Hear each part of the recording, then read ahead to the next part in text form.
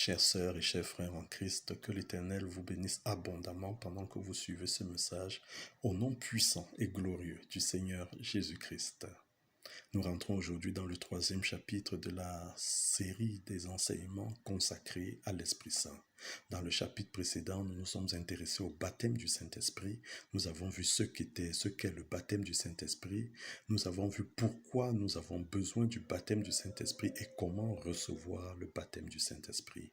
Aujourd'hui, nous poursuivons l'exploration des bases fondamentales de la vie chrétienne et nous rentrons dans le troisième chapitre de la série des enseignements dédiés au Saint-Esprit. Nous rentrons, n'est-ce pas, dans ce chapitre intitulé « L'influence du Saint-Esprit dans la vie du chrétien ». L'influence du Saint-Esprit dans la vie du chrétien. Nous allons regarder dans ce chapitre à la nouvelle naissance, à la mort du vieil homme en nous, au fruit de l'Esprit. Le fruit de l'Esprit, c'est au singulier, et nous allons regarder aux dons du Saint-Esprit, les dons du Saint-Esprit, au pluriel. Déjà, regardons la nouvelle naissance. Qu'est-ce que la nouvelle naissance? La nouvelle naissance est la première étape dans la marche avec Christ. Si nous allons dans Jean 3, verset 7, Jésus s'adressant à Nicodème déclare « Ne t'étonne pas que je t'ai dit, il faut que vous naissiez de nouveau. » La nouvelle naissance s'impose à toute personne qui veut s'engager dans une relation de qualité avec Jésus-Christ. En effet, si un homme ne naît de nouveau, il ne peut voir le royaume de Dieu, selon Jean 3 au verset 3. Dans Romains 10 du verset 9 au verset 11, il est écrit « Si tu confesses de ta bouche le Seigneur Jésus-Christ et si tu crois dans ton cœur que Dieu l'a ressuscité des morts, tu seras sauvé. Car c'est en croyant du cœur qu'on parvient à la justice et c'est en confessant de la bouche qu'on parvient au salut selon ce que dit l'Écriture. Quiconque croit en lui ne sera point confus. Ainsi, à la lumière des Écritures, être né de nouveau suppose avoir reconnu et confessé Jésus comme seul Seigneur et Sauveur, avoir pris la décision de tourner le dos à Satan à ses séductions pour entrer dans le royaume de Dieu. La nouvelle naissance est une œuvre du Saint-Esprit. Nous devons avoir la parfaite conscience que c'est le Saint-Esprit qui opère pour que nous accédions à la nouvelle naissance. En effet, ce n'est pas à cause de notre force de persuasion, ce n'est pas à cause de la densité de notre discours, encore moins de la pertinence de l'argumentation que nous présentons, que des personnes donneront leur vie à Christ. Souvenons-nous que Dieu fait toutes choses bonnes en son temps, selon Ecclésiaste 3 au verset 11. Dans 1 Corinthiens 3 du verset 6 au verset 7, l'apôtre Paul a déclaré au sujet des divisions de l'église de Corinthe « J'ai planté, Apollos a arrosé, mais Dieu a fait croître. » En sorte que ce n'est pas celui qui plante qui est quelque chose, ni celui qui arrose, mais Dieu qui fait croître. À la question que Nicodème posait à Jésus de savoir s'il fallait qu'un homme rentre dans le sein de sa mère pour naître de nouveau, Jean 3, verset 4, Jésus répondit « en vérité, je te le dis, si un homme ne naît d'eau et d'esprit, il ne peut entrer dans le royaume de Dieu. » Jean 3 au verset 5. La parole de Dieu symbolisée par l'eau arrive dans la conscience du pécheur par la puissance du Saint-Esprit. Rappelons-nous que c'est le Saint-Esprit qui soutient la parole de Dieu. Cette parole est reçue par la foi dans l'âme. Rappelons-nous que la foi vient de ce qu'on entend vient de la parole de Christ, selon Romains 10 au verset 17. Et tout cela pour produire une nouvelle nature à l'homme, à la femme, une nature différente de ce qu'elle était ou qu'il était auparavant.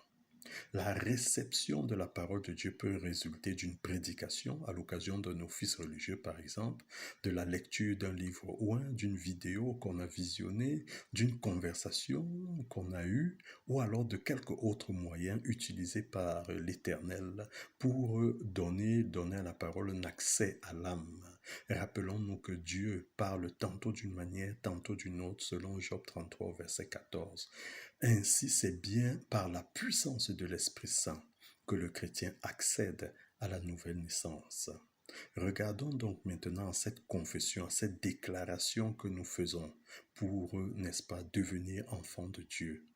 Je t'invite à toi qui suis ce message, si tu ne l'as pas encore fait ou si tu as la conviction que tu as besoin de le faire, je t'invite à faire cette déclaration de tout ton cœur, du plus profond de ton cœur, de toute ton âme. Répète après moi, Seigneur Jésus, je crois que tu m'aimes et que tu es venu pour que je puisse changer de vie, entrer en relation avec toi, vivre la vraie vie, vivre la vie éternelle. Je reconnais que tu es mort à la croix pour moi, pour que je sois libéré de toute emprise du péché. Viens dans mon cœur et manifeste-toi. Je te reçois maintenant comme mon Seigneur et mon Sauveur. Dès cet instant, je quitte le monde des ténèbres pour entrer dans le royaume de Dieu. Par ton sang précieux, lave-moi et purifie-moi de tout péché et de toute conséquence du péché. Je suis dès maintenant justifié et glorifié en Christ. Merci Seigneur Jésus de m'avoir sauvé. Si tu as fait cette prière de tout ton cœur, de toute ton âme, du plus profond de toi, considère-toi dès à présent comme enfant de Dieu. Regardons à la mort du vieil homme. Le vieil homme, la mort du vieil homme, c'est le processus qui conduit à la transformation du chrétien, l'amenant à se rapprocher de Jésus-Christ, à lui ressembler. C'est le processus de la sanctification. Dans 2 Corinthiens 5 au verset 17, l'apôtre Paul déclare « Si quelqu'un est en Christ, il est une nouvelle créature. Les choses anciennes sont passées, voici toutes choses sont devenues nouvelles. » Le chrétien né de nouveau est appelé à se dépouiller du vieil homme. Et le vieil homme représente toutes les habitudes qui étaient siennes et qui le tenaient loin de Christ. Dans Éphésiens 4 du verset 20 au verset 24, il est écrit « Mais vous, ce n'est pas ainsi que vous avez appris Christ, si du moins vous l'avez entendu et si conformément à la vérité qui est en Jésus, c'est en lui que vous avez été instruits à vous dépouiller, eu égard à votre vie passée, du vieil homme qui se corrompt par les convoitises trompeuses, à être renouvelé dans l'esprit de votre intelligence et à revêtir l'homme nouveau créé selon Dieu pour une justice et une sainteté que produit la vérité. Nous sommes en tant que chrétiens appelés à abandonner tout ce qui peut nous éloigner de Christ et à nous engager dans le chemin qui nous amène à ressembler au premier d'entre nous, c'est-à-dire à Christ et donc à Dieu selon Éphésiens 5 au verset 1, qui nous appelle à être tous des imitateurs de Dieu, saints comme Dieu est saint, selon 1 Pierre 1 du verset 15 au verset 16. De plus, nous sommes appelés à changer notre référentiel, notre façon de penser, notre façon de parler, notre façon d'agir et de nous comporter, parce que nous ne sommes plus de ce monde, nous sommes désormais enfants de Dieu, selon Jean 1 au verset 12. Nous sommes héritiers de Dieu, selon Éphésiens 1 au verset 11. Nous sommes co-héritiers de Christ, selon Romains 8 au verset 17. Et souvenons-nous que l'agneau de Dieu qui a été immolé a été jugé digne de recevoir la puissance, la richesse, la sagesse, la force, l'honneur, la gloire, la louange, selon Apocalypse 5 au verset 12. Et tout cela devient nôtre en vertu de notre nouveau statut de co-héritier de Christ. Regardons maintenant au fruit de l'Esprit Saint, fruit au singulier. Le fruit de l'Esprit est ce à quoi sont reconnus ceux qui sont dirigés par l'Esprit de Dieu. Dans Matthieu 7, du verset 16 au verset 17, Jésus, s'adressant à ses disciples à propos des faux prophètes, a déclaré « Vous les reconnaîtrez à leurs fruits. Tout bon arbre porte de bons fruits, mais le mauvais arbre porte de mauvais fruits. » Selon les Écritures, la marche selon l'Esprit de Dieu produit chez le chrétien ce qu'on appelle le fruit de l'Esprit Saint, qui comporte 9 composantes. Regardons aux 9 composantes de l'Esprit. La première composante, c'est l'amour. Dieu est amour, selon 1 Jean 4 au verset 8. À la question de l'un de ses disciples sur le plus grand des commandements, Jésus a déclaré « Tu aimeras le Seigneur ton Dieu de tout ton cœur, de toute ton âme, de toute ta pensée. C'est le plus grand des commandements. Et voici le second qui lui est semblable. Tu aimeras ton prochain comme toi-même. » Il a déclaré ensuite de ces 2 commandements dépendent toute la loi et les prophètes. Matthieu 22, du verset 37 au verset 40. Nous sommes tous appelés à manifester l'amour. La joie comme deuxième composant du fruit de l'esprit. La joie, c'est l'expression d'un sentiment de satisfaction, de bonheur, de bien-être. Les Écritures nous appellent à cultiver la joie, à demeurer dans la joie. Soyez toujours joyeux. 1 Thessaloniciens 5 au verset 16. Réjouissez-vous toujours dans le Seigneur. Je le répète, réjouissez-vous. Philippiens 4 au verset 4. La joie que nous sommes appelés à manifester de manière permanente et indépendante des circonstances. Cette joie trouve sa source dans le salut, dans la relation que nous entretenons avec notre source, avec le Dieu Tout-Puissant. La paix.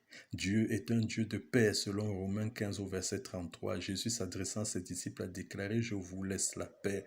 Je vous donne ma paix. Je ne vous donne pas comme le monde donne. Que votre cœur ne se trouble point et ne s'alarme point. Jean 14 au verset 27. Les Écritures nous apprennent que la paix de Dieu surpasse toute intelligence et est faite pour garder nos pensées et notre cœur en Jésus-Christ. Selon Philippiens 4 au verset 7. Regardons la patience comme quatrième composant du fruit de l'esprit. Les Écritures nous appellent à être patients. Jacques 5 du verset 7 au verset 8, il est écrit « Soyez patients, frères, jusqu'à l'avènement du Seigneur. Voici le laboureur attend le précieux fruit de la terre, prenant patience à son égard jusqu'à ce qu'il ait les fruits de la première et de l'arrière-saison. Vous aussi soyez patients. Affermissez votre cœur car l'avènement du Seigneur est proche. » La patience est une composante du fruit de l'esprit. La bonté. Au chef qu'il avait appelé bon maître, il avait interrogé sur ce qu'il devait faire pour avoir la vie éternelle. Jésus a répondu, pourquoi m'appelles-tu bon? Il n'y a de bon que Dieu seul. Luc 18 au verset 19, notre Dieu est bon et nous sommes appelés à être des imitateurs de Dieu selon Éphésiens 5 au verset 1.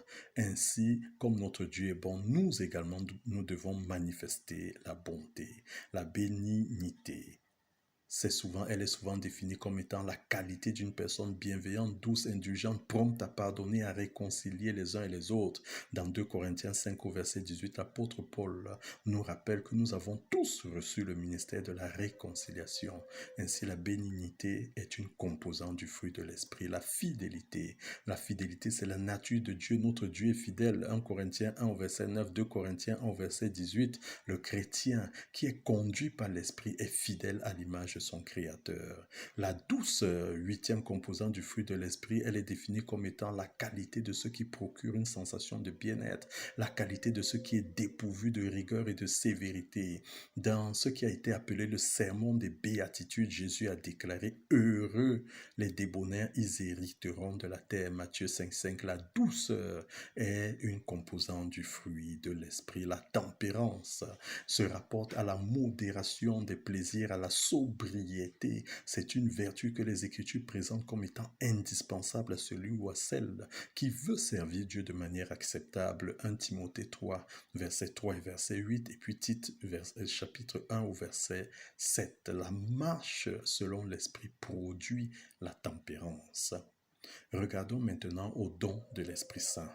Selon les Écritures, quels sont les dons de l'Esprit Saint? Si nous allons dans le passage de 1 Corinthiens 12, verset 8 au verset 10, les dons de l'Esprit Saint sont les suivants. Nous avons la parole de sagesse, la parole de connaissance, la foi, le don de guérison, le don d'opérer des miracles, la prophétie, le discernement des esprits, la diversité de langues, l'interprétation de langues. Je ne vais pas rentrer dans les détails pour ce qui concerne, n'est-ce pas, ces 9 dons, parce qu'ils sont assez explicites à partir de leur dénomination. Comment recevoir les dons de l'Esprit? Première chose, il faut avoir la pleine conscience que la manifestation de l'Esprit est donnée pour l'utilité commune. C'est pas pour des intérêts égoïstes. 1 Corinthiens 12 au verset 7. Il faut avoir l'amour comme motivation première. 1 Jean 4 au verset 8. Dieu est amour. Il faut avoir soif du don désiré. Apocalypse 22 au verset 17. Donc, qui dit, si vous avez soif, venez boire, venez prendre, vous rafraîchir aux sources du salut.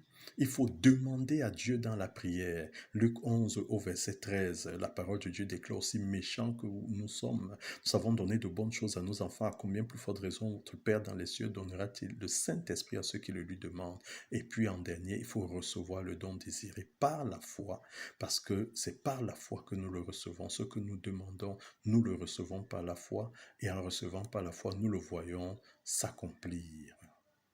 Je te vois recevoir ce don que tu sollicites à l'Éternel, parce que tu le demandes avec foi, tu t'investis dans la prière, tu as soif de cela. Je vois l'Éternel t'accorder ce don au nom puissant et glorieux du Seigneur Jésus-Christ. Que l'Éternel nous bénisse abondamment pendant que nous nous investissons pour bâtir et entretenir une relation d'excellente qualité avec l'Esprit de Dieu au nom puissant et glorieux du Seigneur Jésus-Christ.